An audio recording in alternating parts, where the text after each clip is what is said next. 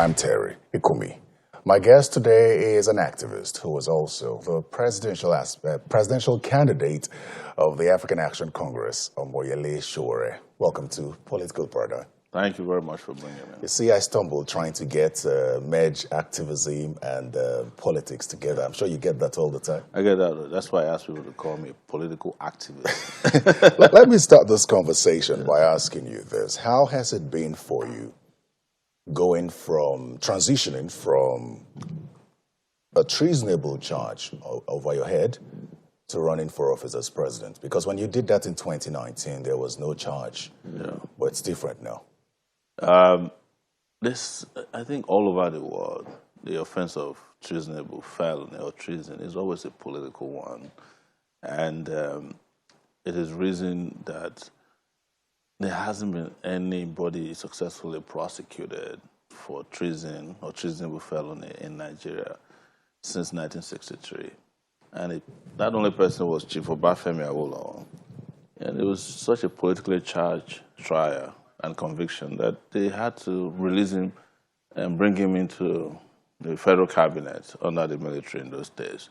So if you understand it as a political offense, you take it as it is. There are those who believe that you were better off as an activist, a fighter for democracy. And there are some who now say that you venturing into politics has tainted your name, because it would seem that you are looking for more than anything political relevance than actually fighting for the people. How do you react to that? No, I think it's contradictory to say that someone who fought for democracy had also consistently, over 3 decades, consistently is the operating word now, done the same thing that has promoted, enabled, and empowered people to continue to enjoy real democracy, is looking for relevance. I mean, what relevance am I looking for after 30 years?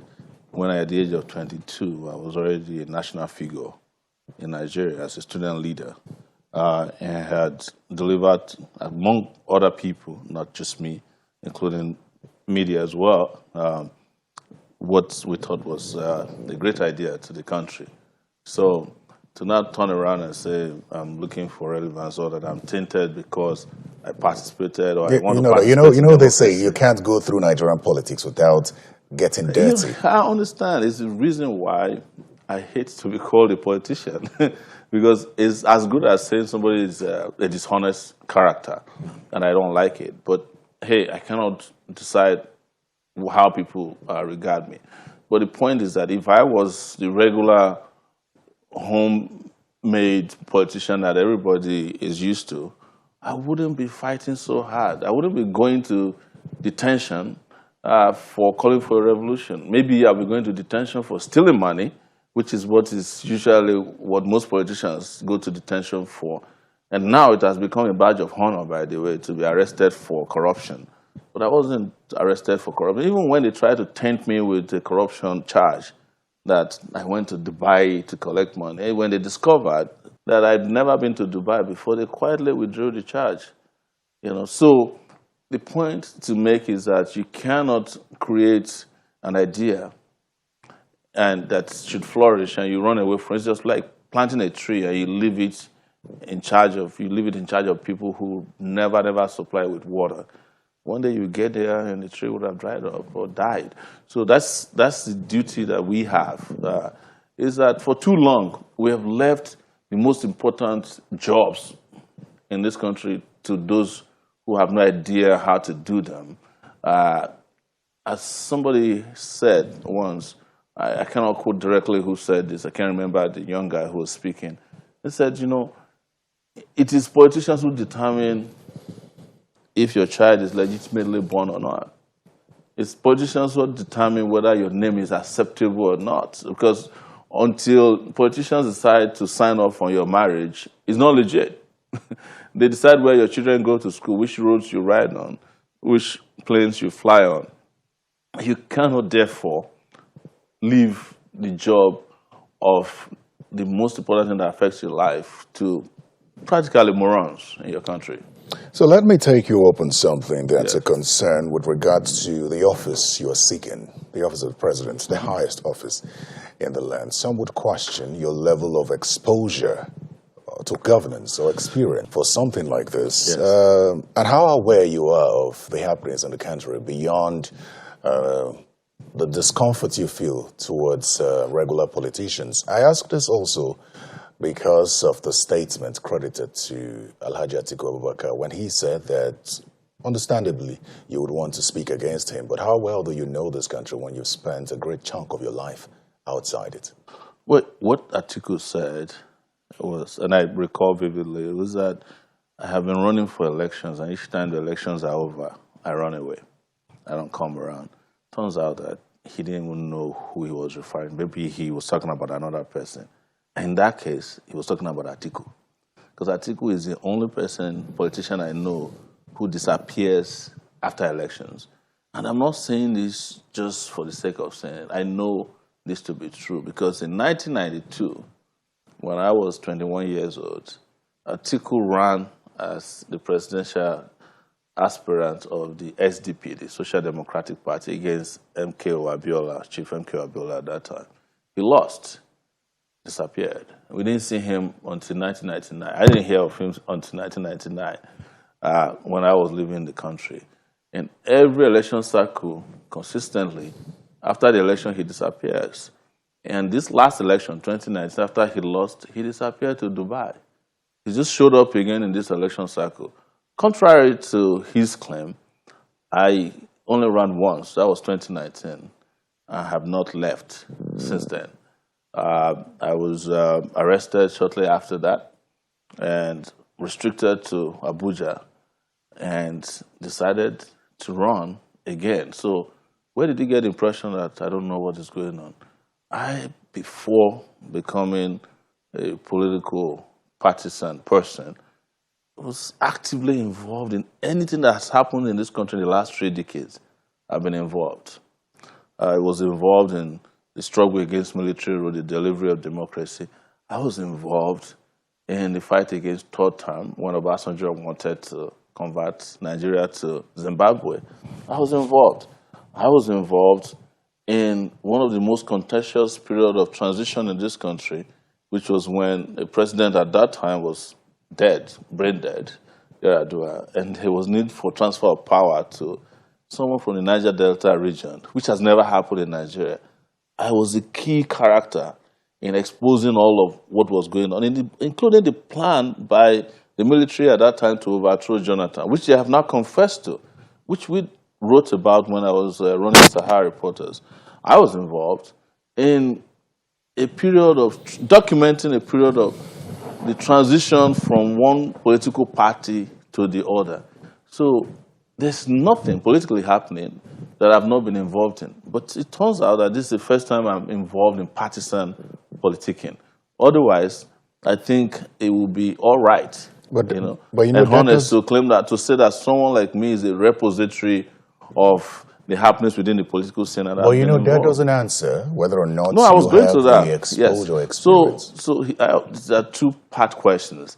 The exposure part is what they have always used to deceive people in Nigeria. You see, when people are looking for leadership, for the position of president, the first thing they look for is character, exposure. People have vision, people who have mission, who are driven. Because countries everywhere in the world don't just go and look for an experienced person if their experience had not led to prosperity, progress, and peace in the past. So to claim that somebody doesn't have experience because he was not an experienced thief or an experienced murderer or an experienced manipulator doesn't sound like something that makes sense in the context of electoral politics of this nature, especially for the presidency.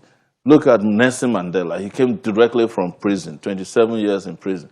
Which experience did he really have? Which local government did he govern? Which state did he govern?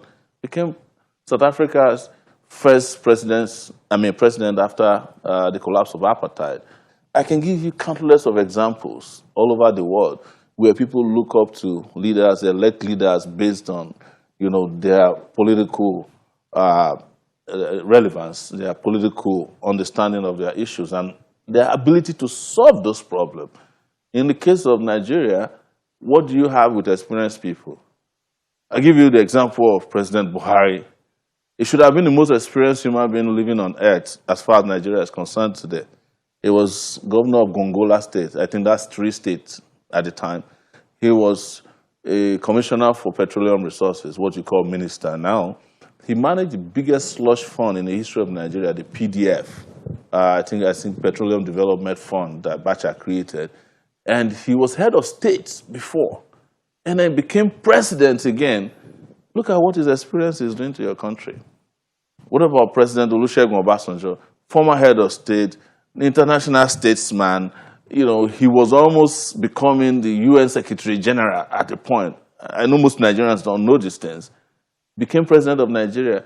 Look at what he gave you. So why are we using, corrupted experience as a basis for leadership when everywhere in the world, even constitutionally, nobody is said to become president because he was a thieving governor before or because he had occupied positions? People look for integrity, they look for character, they look for vision-driven leaders.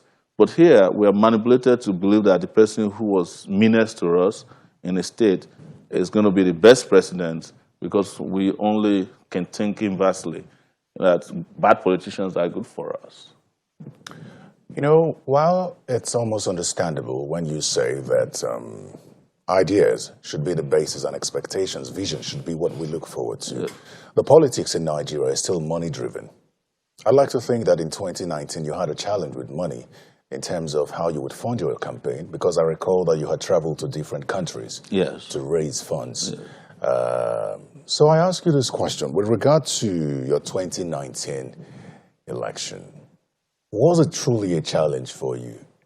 And how are you going about it differently in 2020, ahead of 2023? Or do you not believe that it will be a concern?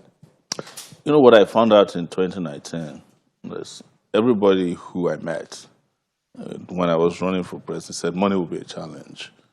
And it turns out that money wasn't the biggest challenge that we had. It was the electoral process that was the biggest challenge. Because the rigging of elections in Nigeria, with due respect to how they carried out the leads, they don't start from election date alone. You will find out that one of the things that happened to me consistently during the 2019 election was the fact that they wouldn't even allow me to participate in presidential debates. They cut me out from it, even though their own internal polling revealed that in several markets, I was one of the second favored person, in the country.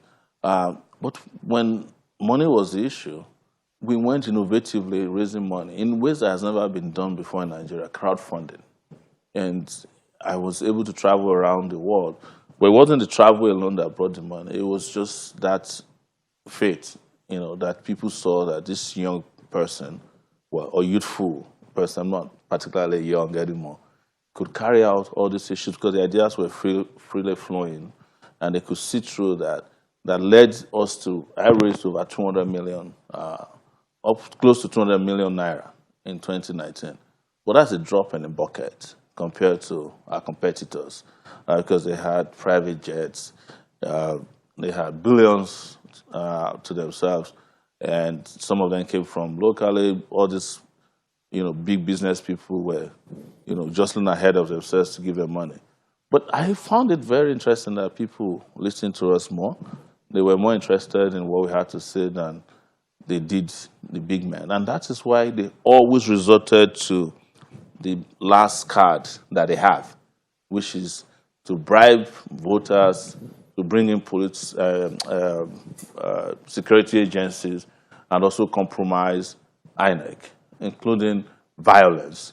So this, if they could win on merit, they wouldn't have done that. They didn't need to go that far.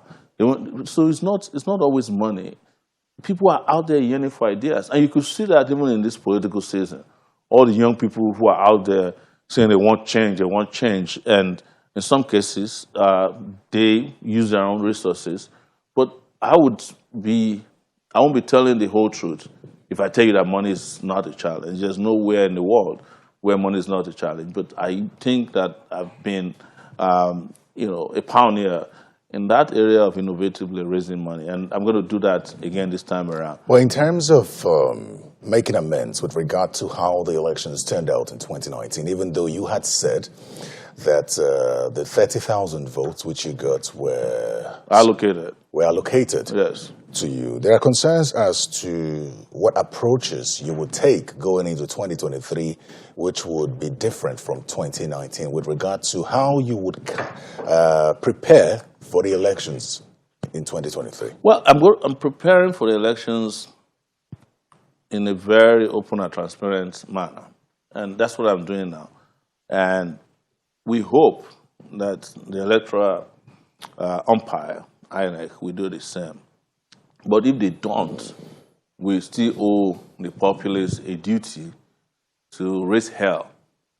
And some of us who are participating in this election, and some others who may not even be aware that in participating in election, sometimes one of the things you're doing is throwing up the contradictions in the system that would let people have faith in your person and in their country, and may not lead to having faith in the system that have compromised their choices.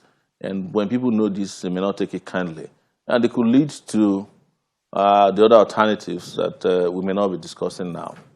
Absolutely. So I think it's interesting that I did not hear you mention political structure improvement. Or would you? Is it okay to say? Is it okay to say that the political structure that most politicians speak about is irrelevant? I've spoken about it extensively, and everybody is now talking about. Most people are talking about that. The political structures you see with the big legacy parties are transactional structures. They're just for transactions. But then it would seem that it grows the party. So I would like to ask you, it doesn't grow the party. What level of growth did the AAC experience in the past 3 years, which could serve as structure without money, yes, if you put it that way? So what we're looking at is organic growth that is driven by ideals as opposed to money. That's why I said the other money-driven growth are transactional in nature. And that is that when people are desirous of real revolutionary change, they will become the structure overnight, because this is their expectation, and they go all out to reinforce and build those structures organically. And I think we have to admit that is happening at this time. How long we can sustain it is what we should continue to debate from time to time. But there is organic structures right now popping up everywhere. For the AAC? For AAC, yes. You see, let me tell you, any structure that can withstand the bullets cannot be afraid of the ballot. Well, speaking of organic structure, if I take you back to 2019, the build-up to the elections, you were an alternative. I think your manner, the way you conducted yourself towards elections and how exposed you seemed at the time, sort of put the youths on your side. But let me ask you, going into these elections in 2023, do you feel that you're falling out of favor with the youths? No. Not at all? Not at all. So I ask this question because of the NSAS protests. A lot of the things that we see now, based on the people I've spoken with, seems to be an offshoot from the NSAS protest. Even you have alluded to that. Mm-hmm. But during the NSAS protests, you were sort of rejected by the people when you appeared at one of the protests, and they declined to allow you speak even on their behalf. No, that's not true. That you don't see that you were not chased away from the protest? Let me explain to you that I was the first person to start NSAS in Abuja. I was the first person to take young people to the police headquarters, and the evidence is there abundantly. You're saying you led the NSAS protest in Abuja? In Abuja, to the first ever NSAS protest in Abuja. I led it to the police Not headquarters. The first ever, I'm saying. Yes. The NSAS protest we witnessed in 2020. Yes. No, I'm telling you. Did you lead the NSAS protest in 2020? See, I'm explaining to you that you can do your research on Twitter, and subsequently what happened. I was the first person to call on people that, look, do you want us to hit the streets with regards to NSAS? let's make it happen. And subsequently, this way led the answers, and I can give you names that I went with: Deji Adeyanju, Aisha Yusufu. I was the one who called on them. I was the one who called on Faz through his dad, and then we eventually spoke, and they did their own in Lagos, and NSAS grew from there. What NSAS, one thing you should understand about NSAS was that when it was evolving, everybody said they don't want it to be led by anybody. It was a leaderless movement, which was itself a mistake, all right? Because what then happened was that the government was trying to fix on NSAS its leaders, people they could talk to. So, and at that time, it started getting political as well, because it was the same thing in 2012 when we had occupied Nigeria. It was politicized. After a while, political parties started hiding under, the movement, occupied Nigeria. It was a big movement at that time. Same thing, NSAS. So when I went to the National Assembly, some guys came and said, "Oh, you're trying to hijack the NSAS movement." And they said, "Well, we don't want it to be revolution now." I said, "You're wrong." They were actually attacking me based on my shirt, which said, and I stood my ground. I said, if you tell people what to wear to a protest, it then means that you don't understand what protests are about. After a while, they went away. Some of them came back and apologized to me. I have this on tape. So, but of course, as it was a politically charged period, government was trying to quell it. And they didn't want people they thought were hard-headed individuals to lead it. They saw me as one. This was a time, by the way, that they were following me around like flies, security agencies. I don't know even if they are the ones who did it, but I don't want to ascribe it to security agencies. So I stood my ground, and I only left after the protest was coming to an end on that day.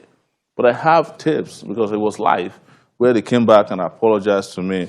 Oh, they thought, these are the things that we would love to see those But the tapes, campaign against revolution now during NSAS was very strong. And that's why I'm saying what you're seeing now are some of the political outcome campaign of NSAS. against revolution now. Yes. By who? I think it was some of the political parties in government. Well, then They were saying to us that we couldn't wear our clothes, we couldn't make it in. No, absolutely. I had drawn your attention Yeah. to your time as an activist Yeah. and then being in politics, and then the concerns from the youths at the time who sort of, had tilted in your direction. But during the NSAS protests, somebody like you, who had found favor with the youths before the elections, was denied. No, I wasn't. That's what I'm saying. I was not at any time. I continued even after the one incident you mentioned. I have tapes. It's not like I'm just making this up.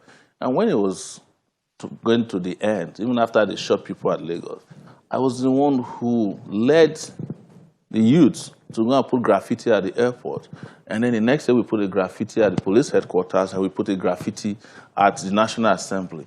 All these things are things that you should be aware of, so that we don't make a bogey out of something that is false. No, what the questions I'm asking are to find out whether you still see yourself as favored by the youths. Do you think that the youths still look to you as an alternative going into the elections? I have no doubt. Especially the youths who were largely part of the NSAS protest. So that's what you should understand. The point I'm making is that a lot of people who were involved in NSAS were involved for different reasons.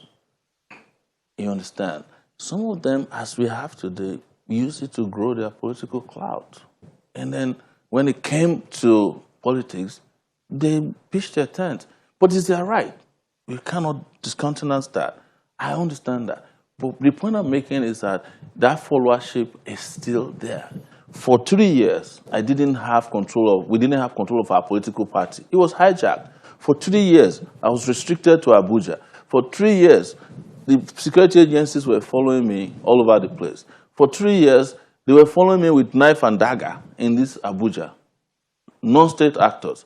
For 3 years, attempts were made to frame me with other crimes. I've mentioned it. It would seem that... The only person that was most repressed since 2019 is myself. But to even, have found my way out of that adversity and become a presidential candidate in it is something that should be of interest to you guys. You I know, went through the hell that nobody has ever probably been through in a while. Probably you can count the likes of Nnamdi Kanu as having gone through my kind of adversity in the state, in the hands of the state and non-state actors. My accounts were frozen. The organization that I founded, Sahara Reporters, they had policemen standing in front of the office of where the suspected were operating for a whole year. It would seem that yes. while you say that from that NSAS protest, which you say you sort of led, that you still you still have the youths on your side, it would seem that they have turned in the direction of Peter Obi. In fact, some say look, I know that that's he's a where beneficiary of the NSAS protest. So that's exactly the point. So the question you should ask yourself is, did Peter Obi participate in NSAS? What's your answer to that? It would seem that the people don't care. Exactly. They've seen an alternative. Yes. So if NSAS was meant to be a political movement against oppression, and the person that they pitched their tent with is Peter Obi, according to you, which challenge, that's not true, then there's something wrong with that. It then means that there was a clear political motive by some people during NSAS to turn this in direction of people who were even against or never participated. People have always been silent about repression. But I'm not here with a sense of entitlement. I'm not a Milocom. I am doing my political work. I'm doing what I've always believed in. I'm very focused on that. And I'm saying, contrary to what you believe or you're putting out there, that the youths, not all the young people who participated in NSAS are following Peter Obi. No. They may make it sound like that because in every political system, there is always plots and plots. For instance, it could have been that they looked at it and said, look, if we don't get this youth energy in direction of someone who is not one of them or who is soft, they are going to come after us. And this might be the reason why the likes of Obasanjo, Babangida, and the others who are lined up behind Peter Obi are doing it. It might be money. I'm not accusing anybody. But I'm saying that how is it logical that such a hot political movement would find accommodation with someone who never in his life cared about the rights of the youth?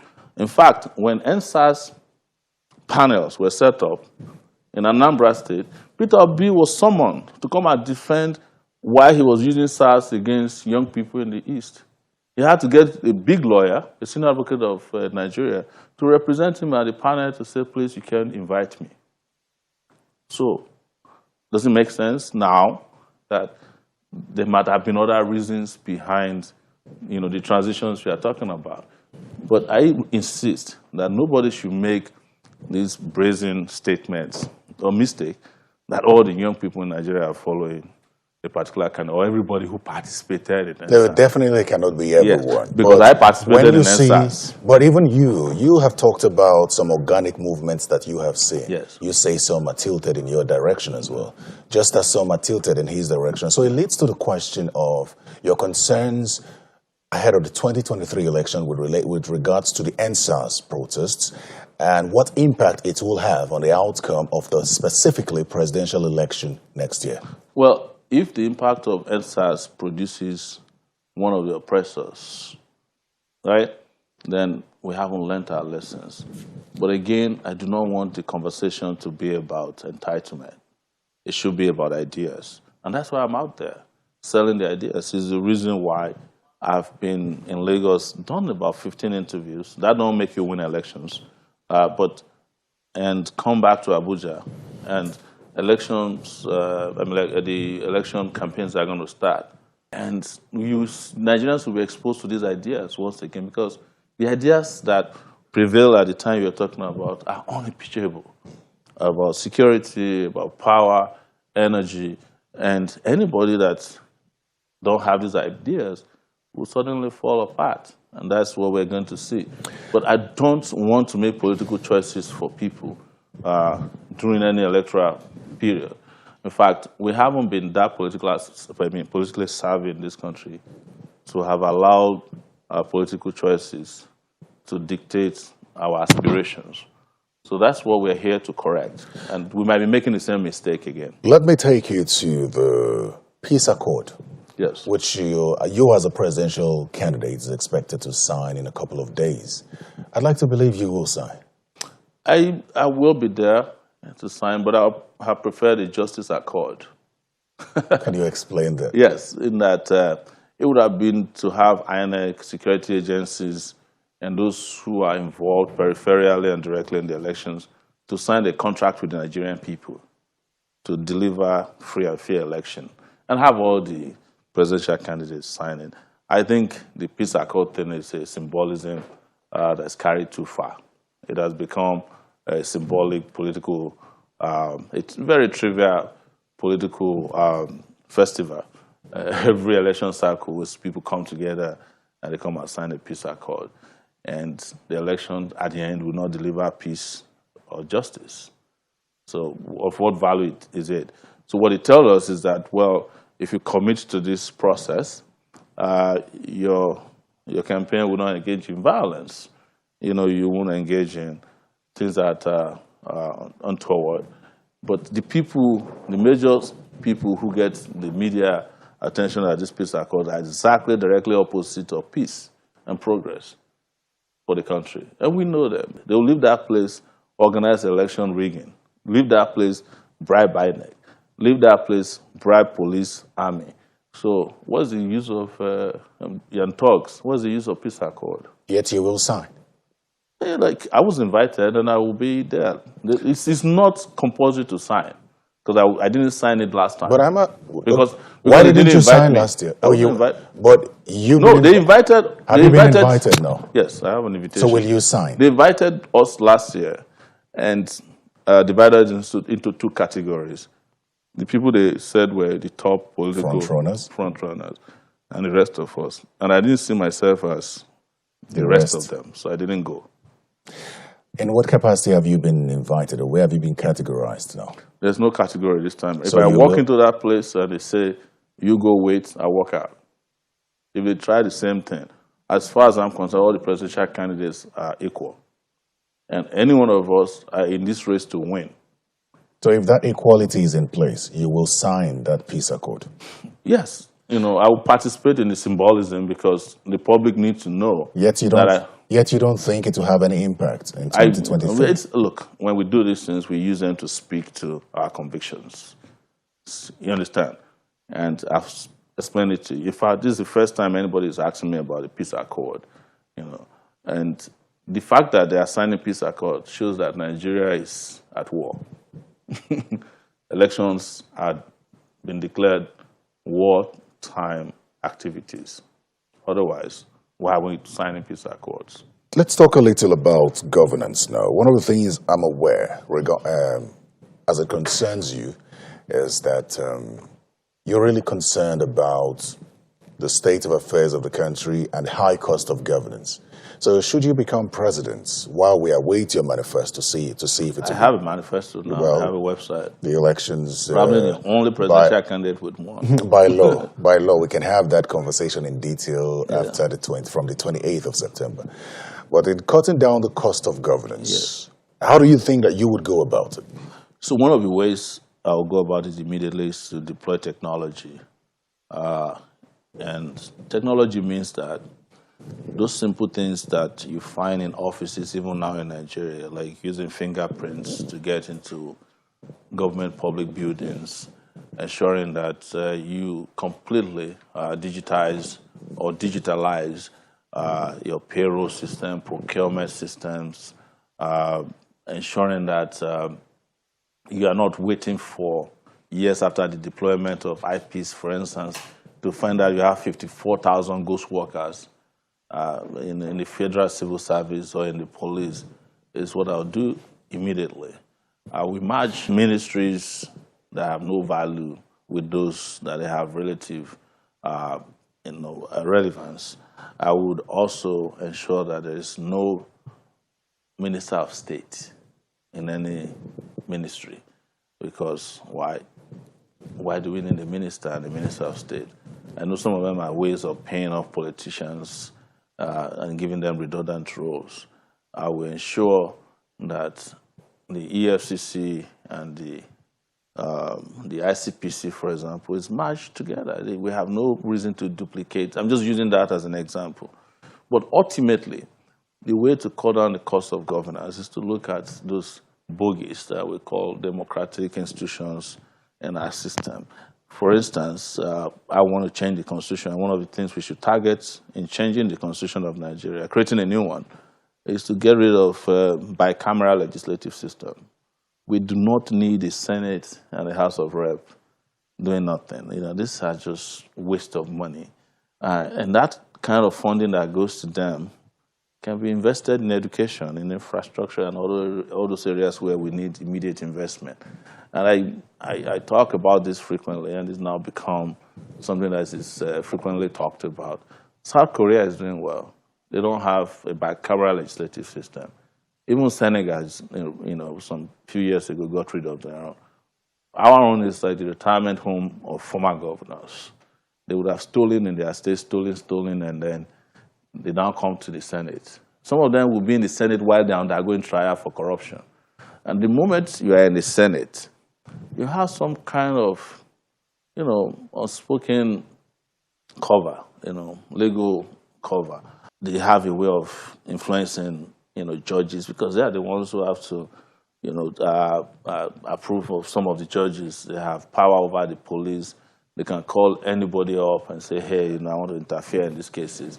So I'll get rid of the bicameral legislative system and several other places where there's wastage of money. I travel around Abuja and I see federal agencies that you and I don't even know exist. And people are there. Some of them don't even come to work. Some come to work at 9 a.m., they leave at 10, but they get paid for work that they don't do.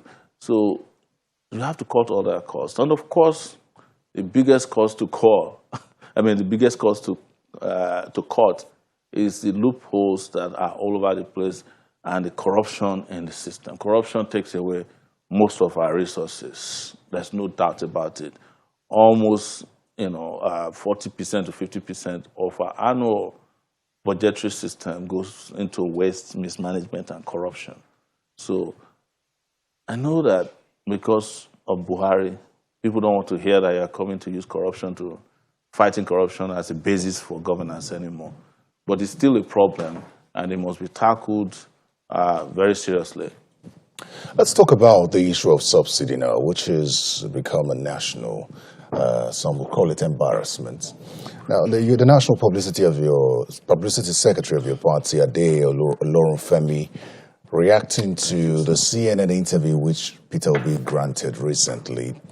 He talked about the subsidy removal and said that Labour should dissociate itself from Peter Obi because the NLC, based on principle, should recall that millions of Nigerians rose up against the Goodluck Jonathan regime on this subsidy issue with a fear of the hike in petrol and indeed the cost of living. I'd like to believe that that's your position because you've also spoken on the issue of fuel subsidy and the need and that you wouldn't remove it, instead you would work on the refineries. Yes. But then would it not be that Labour has indeed seen a candidate who could take up the subsidy and, properly utilize the funds in terms of infrastructure development?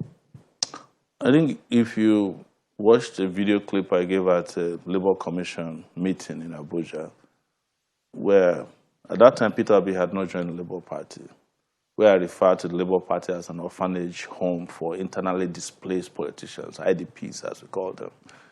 And the Labour Party has always lent its platform to anybody that wants to come and contest elections. In fact, in 2019, they endorsed Buhari. But having said that, even Peter Obi himself did say that there is no subsidy, that is a criminal enterprise. That means that it is not the people that are subsidized. It's the criminal gangs in the petroleum sector that are being subsidized. So why would you punish the people for what the criminals are doing? That's the point. And we believe, and I've stated it, that our refineries can work. And when you make them work, and you take out these criminal gangs he's talking about, including what the the Comptroller General of the Customs said last week, that the NNPC is lying. He accused them of falsehood and falsification of figures when they claim that there are 60 million liters of oil being imported and consumed in Nigeria on a daily basis. The NNPC has not denied it. They only said we are going to investigate. So these are criminal gangs that are just taking Nigerians or Nigeria's resources for a ride. Getting rid of subsidy, which is about the only little thing that our people are enjoying from their God-given resources, right, is not something that is fair to the people. It is getting rid of the criminals that everybody should be talking about. And when you get rid of the criminals, you realize that subsidy is nothing. The subsidy that the people are getting is nothing. I did a research 3 days ago and discovered that everywhere in the world during hard times, people are subsidized. The government will subsidize the people. I was trapped in Nigeria. I've been trapped in Nigeria now for 3 years. When COVID pandemic hit, the US government was asking me to apply for COVID funds. And 3 times they attempted to pay me money. But I wasn't there to pick the money. I was outside the country. I have a student loan. They paused the repayment of the student loan and its interest for almost 2 years. Now they are thinking about canceling even the student loans completely in the US. So this is how people are being subsidized.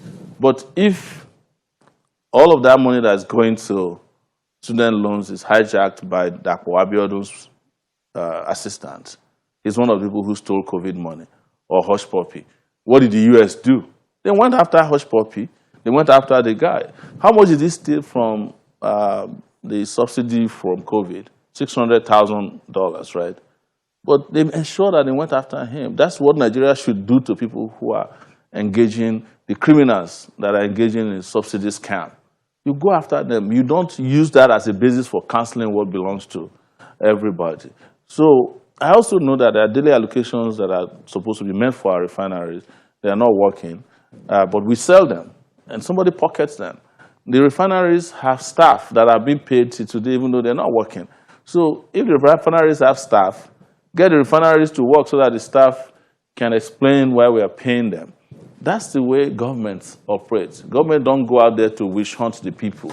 And you discover at the end of the day, when the refineries start working, you deal with the criminal gangs the way you should, that we are not subsidizing anymore.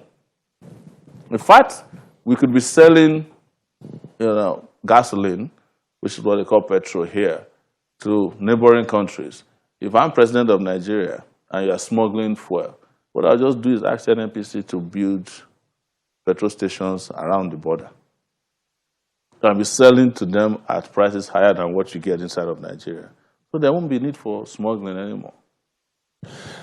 Let's talk about the issue of your personal experience now. You have repeatedly claimed to be a victim of security abuse by security agencies. Yes, I have scars to show for it. Should you become president, to ensure that no other Nigerian goes through that, what sort of reforms would you bring? Plenty of it. And I understand how the security agents work in Nigeria. They are hired mostly by VVIPs to protect them, also victimized citizens. I will make sure that all the security agencies go back to their normal constitutional or traditional or conventional duties. For instance, there is no basis for the army to be controlling traffic in our cities. The police has completely retreated from its job of protecting citizens. And one of the examples is what we saw yesterday, where a female police officer was brutalized by the person she was protecting simply because she refused to be doing household chores. The police has become a force for, I call them mega. They're protecting empty houses. They are going to parties to help serve food to people. They clean, they are drivers. There's nothing abusive in this way that they don't use police for, and these are the VVIPs. So you remove all of that, there's no reason for a governor to have 200 policemen and another 50 DSS men, Navy where they have connection or the Army. No reason. The governor of the state where I live in the U.S., New Jersey, has 2 police officers. At the time, the governor had an accident and broke his leg. And they had to sack the police officers or investigate them because they said the governor was not supposed to sit in front of the car. But they said they told him and he wouldn't listen. Only 2 of them. But if he has to do like official duties that requires more police or security, they will contact the policemen in that neighborhood to protect him. That is not to say that we should leave our public officials unprotected, but we have no business carrying bags for madame, opening gates, opening the door of vehicles. Sometimes you've seen that skit. It wasn't a skit, it was real, where El-Rufai was in a car. The person who is supposed to open his door is in front. Somebody has to open the door for him, and then he'll come and open it. It's all a joke. These guys make governance look like something that is just a joke, as if they're performing skits. So, to go back to your question, let me sure that these reforms are immediate. And we also do not have to forget that they haven't been training them for a long time, because the process of hiring and recruiting these officers are be based on nepotism and not competence. We have to return to all of that and make sure that when it comes to human rights, we don't play with it. People who abuse citizens have to be dealt with immediately. And the best way to do it is to put in place in every police unit a human rights officer, trained from that process all the way from the police college. There should be someone... Have you seen the state of the police college? Well, the one that's a university. I don't want to talk about the police barracks and they are nothing to write. It's also part of what we should fix. I personally don't believe that we should have police barracks. We should have a housing system for police officers that allow them to own their own homes, so that when they have accidents or they die or they retire, they are not reluctant to leave. We shouldn't be having police barracks. And I think if policemen or soldiers live with civilians, they will gain some level of respect for them. That division between where they live and where the civilians or the people they are protecting live is also part of why they treat them like, oh, these are bloody civilians. But if you have to be subjected to rent, housing, the same way civilians are subjected to it, you will understand why they can't come and ask you to go and eject somebody without a law court order, because you also can become a victim of that.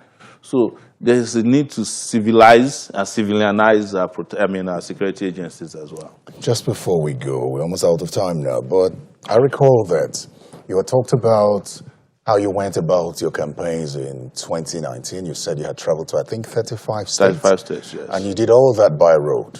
Mostly by road. I flew to some places. You flew to some places, They were exactly. the airports. I also traveled by water. Considering the state of the country, security state of the country, do you believe that you'd be able to embark on the same routes by road now? Well, what has also happened to us in campaigning is that a new dimension has come to it. Technology. Now you can address a rally completely virtually. So you don't have to go to everywhere. I would admit to you that some of the places we went to in Zamfara and Katsina, you can't try them today. They have been completely taken over, even parts of Sokoto, by bandits. And one thing that happened in 2019 was that we applied for police protection. We never got it. We're going to apply this time around because it's our right to be protected like every presidential candidate. But will I still travel? Definitely. Would I do that as extensively as I did last time? I don't think time is on our side to do that. And I don't think we should not use technology to bridge some of those things. Most people now listen to you on Facebook the same way they would have if you were doing a public rally. And rallies somehow have also become tainted, by,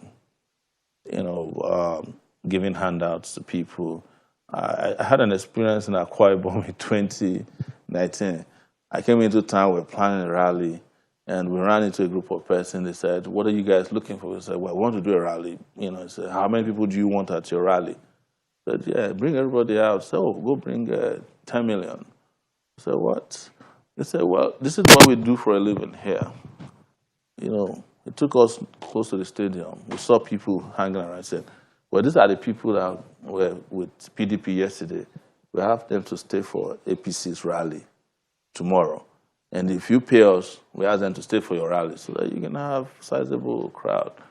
So I looked at it and said, oh, is this how you guys organize rallies? It's no longer organic because it's one of the things that politicians have done very well in this country is that they have devalued the integrity of our people. That, you know, people are so cheap these days and life has become cheap and meaningless. So anytime you see a rally, you know, you start to have doubts because the worst politicians we get the most amount of people following them at rallies. And they would have paid for it. Some of the people who go to these rallies don't even know the name of the political parties that they went to the rally for. But I think the most important thing to do this time that I will focus a lot on is GOTV, get out to vote. Because if more people vote, regardless of whether they attend rallies or not, that would be the most important thing. Well, our time's almost up, but I would always ask this question to every political and presidential candidate, or in fact, any candidate I talk to, and that would have to be the electoral umpire, your confidence in the electoral umpire going into the elections and your expectations. I do not, and I'm saying it straight to your camera here, I do not believe that INEC as it's presently composed is capable of delivering free and fair elections. But we'll stay on their case. Despite of the electoral engagement that we're going to have, that we cannot continue to have an INEC in which the leadership of INEC are card-carrying members of certain political parties, depending on who is president. But the long-term solution to that is to not allow presidents to appoint INEC chairman. There should be a thorough process that is devoid of political influence in that regard. How do we do it? If you ask me right now, I don't think I have immediate answers for you. But I think it's the right thing to do, not to allow presidents to determine who are electoral commissioners and INEC chairmen. Mr. Omoyele Sowore, thank you very much. Thank you for bringing me to it. Mr. Omoyele Sowore is the presidential candidate of the African Action Congress, AAC. And that's all the time we have for Political Paradigm today. Remember to catch this episode and others on YouTube. Simply search Political Paradigm or go to channelstv.com. I'm Terry. Goodbye.